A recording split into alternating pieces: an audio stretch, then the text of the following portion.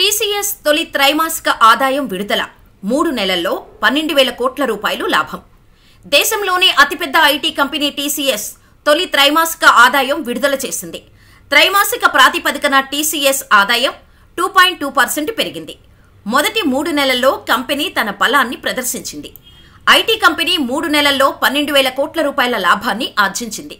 ఆ తర్వాత కంపెనీ తన ఇన్వెస్టర్లకు డివిడెండ్ కూడా ఇవ్వనున్నట్టు ప్రకటించింది. అయితే ప్రస్తుతం కంపెనీ కొన్ని విషయాల్లో కూడా నిరాశ చెందింది.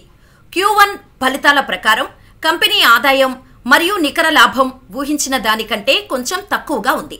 అదే సమయంలో ఇబిట్లో కూడా క్షీణత ఉంది. కంపెనీ ఇబిట్ 3% పడిపోయింది. గత ఆర్థిక సంవత్సరం 4వ త్రైమాసికంలో ఇది 15,918 కోట్లు కాగా 15,442 కోట్ల రూపాయలకు తగ్గింది. టీసీఎస్ ఒక్కో షేరుపై 10 రూపాయల డివిడెండ్ కూడా ప్రకటించింది. Q1లో కంపెనీ పరిస్థితి ఎలా ఉంది? త్రైమాసిక ప్రాతిపదికన టీసీఎస్ ఆదాయం 2.2% పెరిగింది. Q4 FY24లో 61,237 కోట్ల రూపాయలతో పోలిస్తే మొదటి త్రైమాసికంలో 62,613 కోట్ల రూపాయలుగా ఉంది. 62,280 కోట్లగా అంచనా వేశారు. ఈబిట్టుపై అంచనా 15,280 కోట్ల రూపాయలు.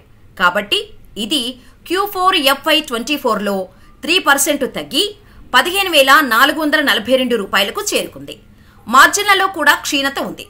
Q4 FY24లో ఇది 26% వద్ద ఉంది. ఇది ఇప్పుడు 24.7%కు తగ్గింది. అంచనా 24.5%. కంపెనీ PAT అంటే నికర లాభం 12,040 కోట్ల రూపాయలు.